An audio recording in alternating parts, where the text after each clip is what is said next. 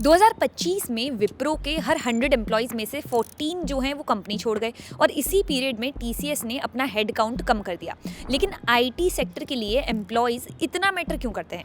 देखिए, IT services में employees business का मेन एसेट होते हैं।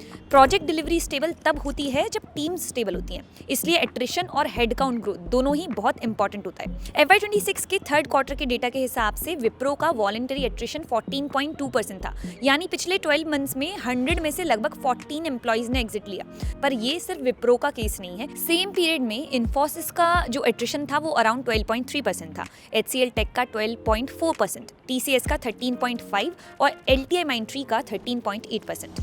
अब ये जो डिफरेंस है वो आपको देखने में लग सकता है कि सिर्फ 1-2 परसेंटेज पॉइंट्स का है, लेकिन इतने बड़े हेड काउंट पर ये हजारों एम्प्लॉयज का फर्क होता है। अब सवाल ये है कि एट्रिशन मैटर क्यों करता है? हर एम्प्लॉयज रिप्लेसमेंट के साथ रिक्रूटमेंट, ट्रेनिंग और ऑनबोर्डिंग का जो कॉस्ट है वो भी आता है, इसलिए रिलेटिवली लोअर एट्रिशन कॉस्ट को कंट्रोल करने और डिलीवरी को स्टेडी रखने में हेल्प करता है। एट्रिशन के साथ हेड काउंट मूवमेंट भी देखना काफ़ी ज़रूरी होता है, यानी कि करंटली कंपनी की जो एम्प्लॉय स्ट्रेंथ है उसका स्टेटस क्या चल रहा है। अगर पीयर्स से कंपेयर करें तो TCS हेड काउंट के मामले में अभी भी टॉप पर ही है, लेकिन TCS यहाँ हाईलाइटेड इसलिए है क्योंकि इसका जो हेड काउंट है वो साल 2025 में डिक्लाइन दिखा गया है।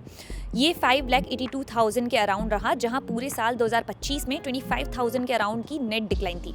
इसका मतलब जनरली कॉशियस हायरिंग और कॉस्ट कंट्रोल होता है। दूसरी तरफ इन्फोसिस और विप्रो ने हेड काउंट जो है वो इंक्रीज किया है, जबकि HCL टेक और LTI माइंडट्री का एम्प्लॉय ग्रोथ जो है वो ज्यादा कैलिब्रेटेड दिखाई दिया। To understand IT companies better, retail investors के लिए ये दो मैट्रिक्स जो है वो काफी इंपॉर्टेंट होते हैं।